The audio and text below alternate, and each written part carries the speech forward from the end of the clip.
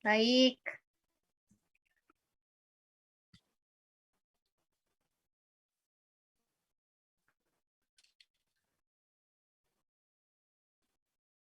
Baik, Assalamualaikum warahmatullahi wabarakatuh.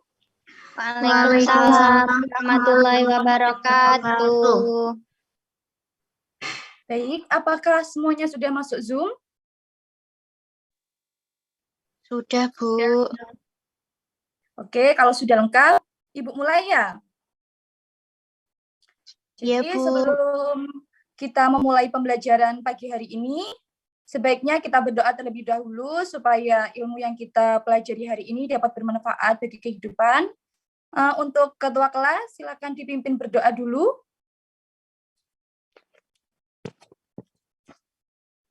Sebelum memulai pelajaran, marilah kita berdoa menurut agama dan keyakinan masing-masing. Berdoa mulai.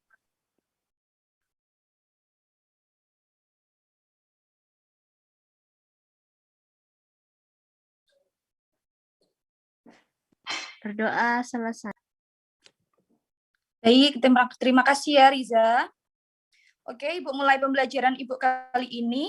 Di sini Ibu akan menjelaskan materi mengenai bab pertama, yaitu mengenai sel. Nah, bagaimana itu sel, pengertiannya, dari mulai strukturnya, kemudian fungsi dari struktur sel itu sendiri, dan juga perbedaan antara sel hewan dan juga sel tumbuhan. Bisa di next? Bisa, Bu. Nah, untuk kompetensi dasarnya ini, yang pertama 3.1 menjelaskan komponen kimiawi penyusun sel, struktur, fungsi, dan proses yang berlangsung dalam sel sebagai unit terkecil kehidupan. Kemudian untuk tujuannya, yang ke-4.1 menjelaskan komponen kimiawi penyusun sel, struktur, fungsi, dan proses yang berlangsung dalam sel sebagai unit terkecil kehidupan. Kemudian tujuan dari pembelajaran hari ini, siswa itu nantinya diharapkan dapat menjelaskan komponen kimiawi penyusun sel, dapat menjelaskan struktur dan fungsi bagian-bagian selnya, dapat menjelaskan bagian sel sebagai unit struktural dan fungsional makhluk hidup, dan yang terakhir, dapat menyajikan hasil pengamatan mikroskopik struktur sel hewan dan tumbuhan sebagai unit terkecil kehidupan. Next. Baik, dari gambar ini, ada yang tahu ini gambar apa? Pohon, Bu, tapi tidak ada daunnya. Pohon. Ya, benar. Nah, mungkin ada yang tahu apa kaitannya gambar pohon yang mengalami gugur daun ini dengan sel? Ada yang tahu? Mengalami kekeringan, Bu, pada musim kemarau. Ya, benar. Jadi, pohon ini itu mengalami kekeringan sehingga daunnya itu nantinya menguning dan gugur. Yang disebabkan karena musim kemarau ya. Nah, gugurnya daun itu kan dulu kan daun kan berwarna hijau, kemudian akan menguning jika kekurangan nutrisi, dan kemudian mati. Nah, ini berhubungan dengan sel, di mana selnya itu mati, sehingga nantinya itu daunnya itu gugur. Gimana, sudah paham? Paham, Sudah, Bu. Oke, next. Nah, kalau gambar ini ada yang tahu gambar apa? Apa kaitannya Anak dengan kecil. pembelajaran hari ini? Ya, anak kecil. Pengukuran Yang lain tinggi mungkin? badan, Bu. Pengukuran tinggi Ya. badan. Ya, ada yang lain lagi yang mungkin lebih spesifik mengenai kaitannya dengan sel? Perubahan tinggi badan mungkin, Bu? Ya, benar, Riza. Nah, jadi gambar ini itu menjelaskan mengenai perubahan tinggi badan seseorang.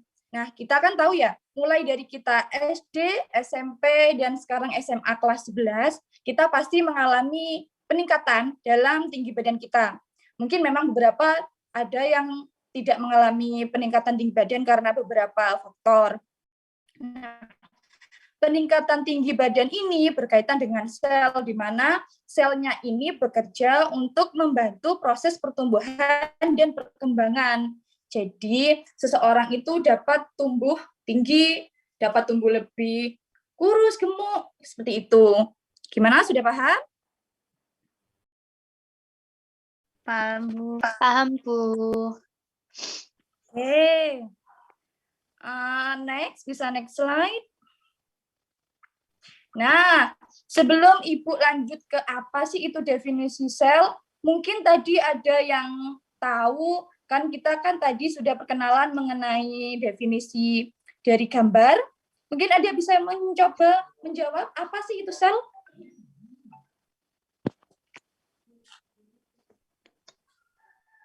Sel itu sesuatu yang tidak bisa dilihat secara langsung, Bu. Ukurannya kecil. Penyusun Ya, tubuh makhluk hidup. benar. Oke. Sudah bisa ya? Bisa next slide?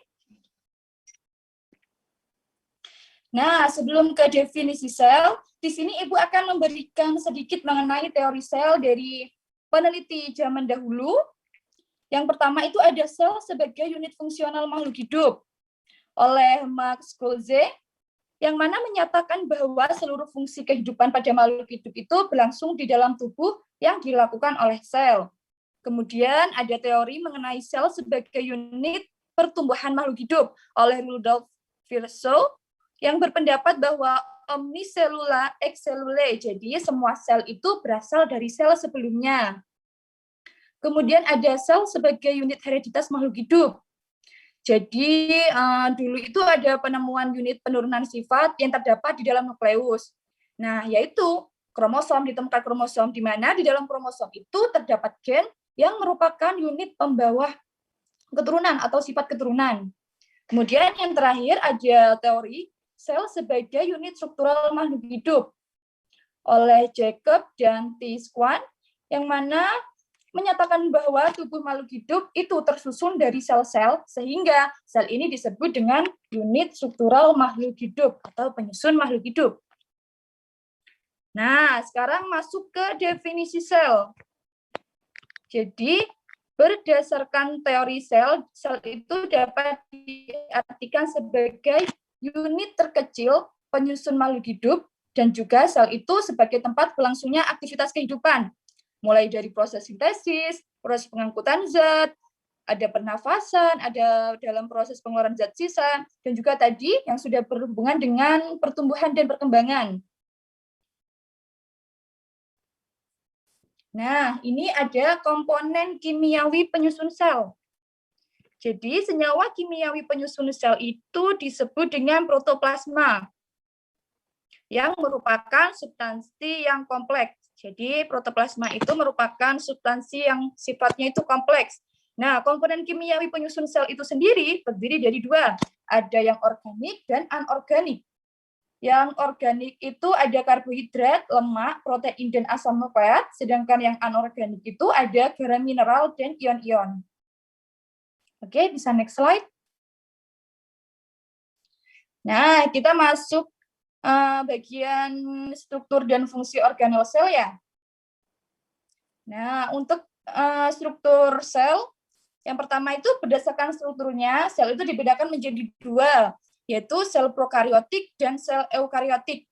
Nah, coba di sini anak-anak ada yang mau mencoba menjawab apa sih perbedaan dari sel prokariotik dan sel eukariotik ini? Ada yang mau mencoba menjawab?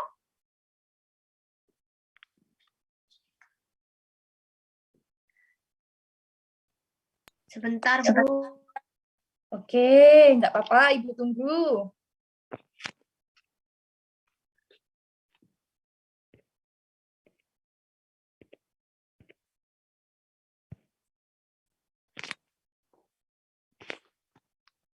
Bagaimana? Sudah ada yang menemukan? Atau masih belum?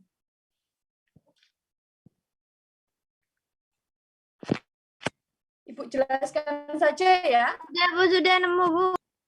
Sudah nemu, Bu. Oh, sudah. Ya, monggo. Semangat sekali anak-anak ini. Kalau sel prokariotik itu materi intinya tidak Ya. mempunyai membran. Sel eukariotik materi intinya memiliki membran. Sel prokariotik DNA berada di daerah nukleoid. Terus sel eukariotik DNA berada di dalam nukleolus. Sel prokariotik tidak memiliki organel seperti mitokondria, badan Golgi, dan retikulum endoplasma. Sel eukariotik memiliki organel seperti mitokondria, badan Golgi, dan retikulum endoplasma. Kemudian untuk prokariot itu sitoplasma dan materi genetiknya bercampur, sedangkan eukariotik sitoplasma dan nukleoplasmanya terpisah. Wah, benar sekali. Terima kasih Riza atas jawabannya. Jadi benar sekali yang dikatakan oleh Hijaz, yang mana sel prokariotik itu tidak memiliki membran, sedangkan sel eukariotik itu memiliki membran. Untuk contohnya sel prokariotik ini bisa dari sel bakteria, dan untuk sel eukariotik bisa di next slide. Nah, untuk contoh dari sel eukariotik itu ada sel hewan dan juga sel tumbuhan. Oke, bisa di next. Nah, kita masuk ke struktur umum sel. Nah, jadi sel hidup itu mempunyai 3 bagian utama. Yang pertama ada membran sel atau membran plasma, kemudian ada sitoplasma, dan juga organel-organel sel yang terdiri dari beberapa bagian. Next. Nah, ini pengertian dari membran sel atau selaput plasma, yang mana merupakan bagian terluar sel yang membatasi bagian dalam sel dengan lingkungan luar. Nah, membran sel ini memiliki sifat yang selektif permeable. Untuk fungsinya sendiri, membran sel ini berfungsi sebagai reseptor atau penerima rangsang dari luar, kemudian melindungi agar isi sel tidak keluar meninggalkan sel, dan mengontrol zat-zat yang boleh masuk maupun keluar meninggalkan sel sesuai sifat dari membran sel itu sendiri, yaitu selektif permeable. Kemudian membran plasma ini juga berfungsi sebagai tempat terjadinya kegiatan biokimiawi seperti reaksi oksidasi dan respirasi. Kemudian struktur yang kedua ada sitoplasma. Nah, sitoplasma ini merupakan materi yang mengisi antara inti dan selaput plasma. Nah, sitoplasma ini yang berada dalam nukleus disebut dengan nukleoplasma. Nah, komponen utama penyusun sitoplasma itu terdiri dari cairan seperti gel, kemudian ada substansi simpanan dalam sitoplasma, kemudian ada jaringan yang strukturnya seperti filamen atau benang, dan serabut yang saling berhubungan. Kemudian juga tersusun atas organel-organel sel. Ya, next. Nah, masuk ke bagian organel sel. Yang pertama nukleus. Nah, nukleus atau inti sel ini merupakan bagian yang paling penting dari sel, yang mana nukleus ini berperan sebagai pengendali kegiatan sel. Nah, setiap nukleus itu tersusun atas beberapa bagian penting, yaitu ada membran nukleus atau selaput inti, ada nukleoplasma, ada nukleolus, dan fungsinya sendiri itu sebagai pengatur pembelahan sel, ada pengendali seluruh kegiatan sel, dan pembawa informasi genetik. Kemudian ada ribosom. Ribosom ini merupakan struktur paling kecil yang tersuspensi dalam sitoplasma dan terdapat di sel eukariotik maupun prokariotik. Nah, ribosom ini berperan dalam sintesis protein. Next. Kemudian ada retikulum endoplasma, yang mana merupakan sebuah sistem membran yang berlipat-lipat yang bersatu dengan membran sel dan membran inti.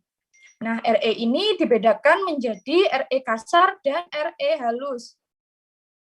Di mana RE kasar ini ditempeli oleh ribosom, sedangkan RE halus ini tidak ditempeli ribosom. Jadi perbedaannya seperti itu ya, antara RE kasar dan RE halus.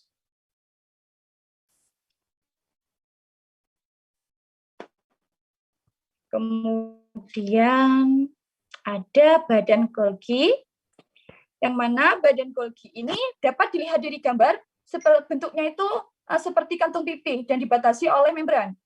Nah, pada sel tumbuhan, badan Golgi ini disebut dengan diktiosom. Untuk fungsi badan Golgi, itu membentuk membran sel dan dinding sel tumbuhan, membentuk kantong atau vesikula pada sel-sel kelenjar untuk sekresi, dan sebagai tempat pembentukan zat-zat sekresi seperti polisakarida, protein, musin, dan juga menyekresikannya itu keluar sel. Next. Kemudian ada mitokondria. Nah, organel sel mitokondria ini terlindung oleh membran ganda. Nah, bagian dalam dari mitokondria ini berlekuk-lekuk yang disebut dengan krista. Nah, mitokondria ini terdapat pada semua sel eukariotik dan berfungsi sebagai the power of host. Hal ini dikarenakan mitokondria ini merupakan tempat berlangsungnya respirasi aerob sel. Next. Kemudian ada lisosom. Nah, lisosom ini hanya terdapat pada lisosom dibentuk oleh badan Golgi, fungsinya sendiri melakukan pencernaan intrasel, melakukan autolisis, autofagi, dan eksositosis. Next. Kemudian ada badan mikro yang terdiri dari peroksisom dan glioksisom. Next. Kemudian ada plastida dan vakuola, yang mana plastida dan vakuola ini hanya terdapat pada sel tumbuhan. Diingat-ingat ya. Jadi tidak ada di hewan. Di mana plastida itu terdiri dari butir-butir yang mengandung pigmen atau zat warna, di mana plastida ini dibagi menjadi 3. Ada kloroplas, kromoplas, dan leukoplas. Kemudian untuk vakuola, pada sel tumbuhan itu berfungsi untuk menyimpan alkaloid dan pigmen antosianin, dan juga sebagai tempat penimbunan sel sisa metabolisme, ataupun tempat penyimpanan zat makanan. Next. Kemudian ada sitoskeleton. Sitoskeleton ini tersusun atas ada mikrotubulus, mikrofilamen, dan filamen intermediate. Kemudian fungsinya sebagai kerangka sel, membantu gerakan dari satu bagian. Next. Kemudian ini ada sentriol, di mana sentriol ini hanya dimiliki oleh sel hewan. Nah, di dalam sel hewan, sentriol ini memiliki jumlah sepasang yang disebut sentrosom. Jadi kalau satu sentriol dan sepasang sentrosom. Nah, pada saat membelah,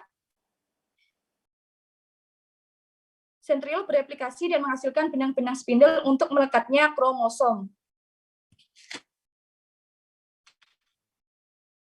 Nah, baik. Ini kan tadi ada beberapa bagian atau bagian-bagian sel yang berbeda ya antara sel hewan dan sel tumbuhan. Nah, di sini dapat dilihat tabel dan gambar dari perbedaan sel tumbuhan dan sel hewan itu sendiri. Jadi, perbedaannya ada di ukuran, kemudian ada di bagian-bagiannya, seperti lisosom, yang hanya ada di sel hewan, plastida di sel tumbuhan, dinding sel di sel tumbuhan, sentrosom di sel hewan. Kemudian untuk bentuknya sel hewan itu tetap, sedangkan sel tumbuhan itu tidak tetap. Bisa lanjut, next.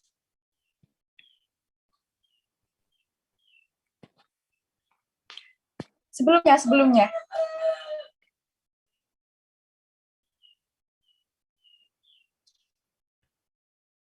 Yang tadi. Nah, jadi dari penjelasan yang Ibu berikan tadi, mungkin ada yang kurang jelas atau yang ingin ditanyakan. Jika kurang paham, monggo. Apakah sudah paham dari penjelasan Ibu? Sudah, Bu. Sudah. Alhamdulillah kalau sudah paham. bisa mencoba untuk mereview apa yang Ibu berikan materinya tadi? Siapa yang mau mencoba menjawab?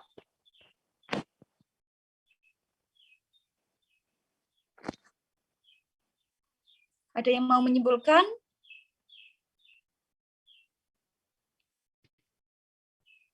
Saya, Bu, mau mencoba, Bu. Ya, monggo Riza. Jadi sel itu adalah unit terkecil yang menyusun makhluk hidup. Kemudian sel itu juga merupakan tempat berlangsungnya aktivitas kehidupan.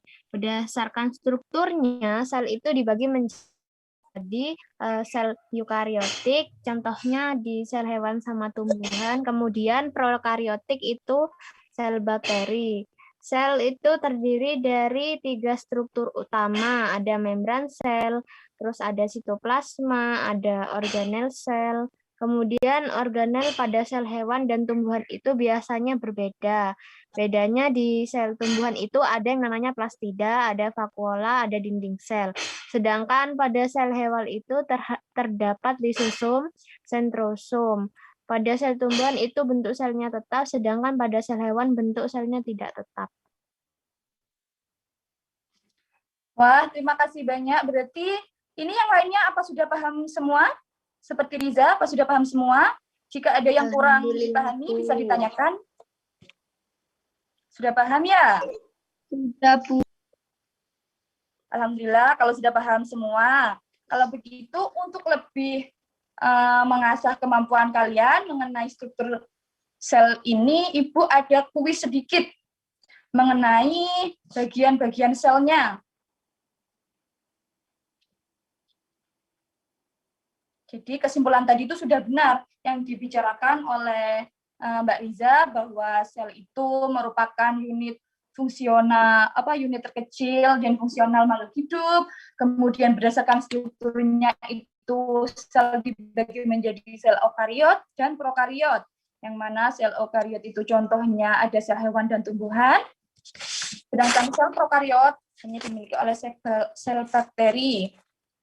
Kemudian struktur utama sel ada membran plasma, ada sitoplasma, dan juga ada organel-organel sel yang sudah Ibu jelaskan tadi. Banyak ya organel-organel selnya, dan antara organel sel hewan dan sel tumbuhan itu tidak sama, jadi ada pembeda. Misalnya di tumbuhan ada vakuola, plastida, kemudian yang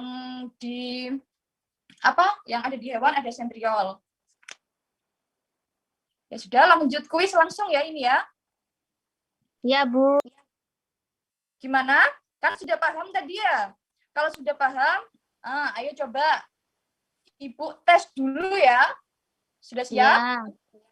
Siap. Hati-hati Ya, ya. Bu. Yang gambar nomor 3 dan 4 itu gambar apa? Nomor 3 dan 4. Ribosom dan lisosom.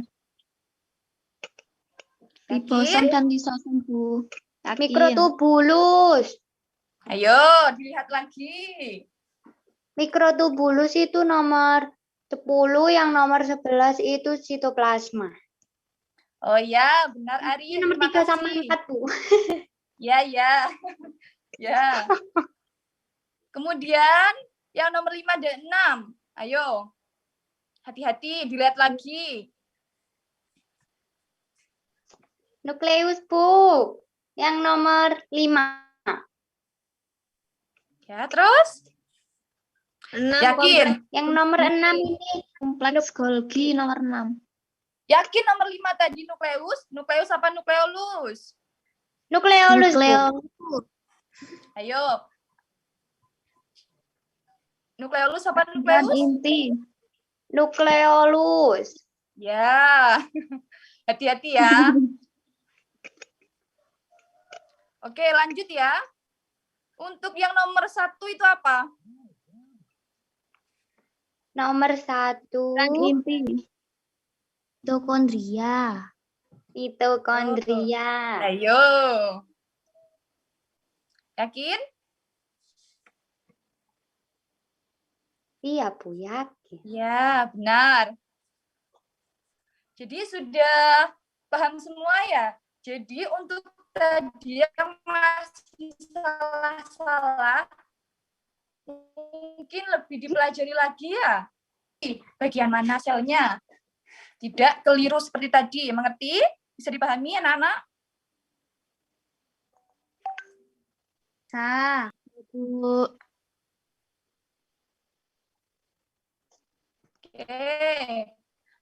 Mungkin cukup ya pembelajaran Ibu mengenai sel ini. Nah, Ibu juga ke depan masih sama mengenai sel, tetapi beda ya dari sekarang. Sekarang struktur dan bagian-bagiannya serta fungsinya. Untuk minggu depan masuk ke aktivitas sel. Nah, tugasnya ini kalian merangkum materi yang Ibu berikan. Nanti materinya Ibu berikan ketua kelas. Ke ketua kelas ya. Nanti kalian membuat rangkuman dan dikumpulkan 1 hari sebelum pembelajaran minggu depan berlangsung ke ketua kelas. Gimana? Sudah paham tugasnya? Paham, Bu. Paham, Bu. Mantap. Baik. Kalau sudah paham, Ibu cukupkan ya pembelajaran hari ini.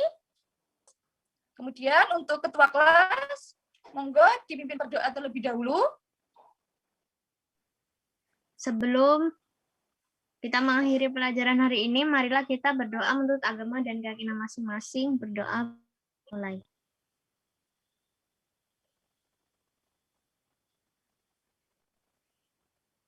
Berdoa selesai. Baik, terima kasih untuk ketua kelas sudah memimpin berdoa. Kemudian terima kasih anak-anak semuanya sudah berpartisipasi di pembelajaran Ibu hari ini. Semangat selalu puasanya, terus kemudian tetap patuhi protokol kesehatan. Baik ya, Ibu akhiri. Kurang lebihnya mohon maaf. Wassalamualaikum warahmatullahi wabarakatuh. Waalaikumsalam warahmatullahi wabarakatuh. Terima kasih, Bu. Ibu end meeting, nggih. Ya, Bu. Bu, terima kasih.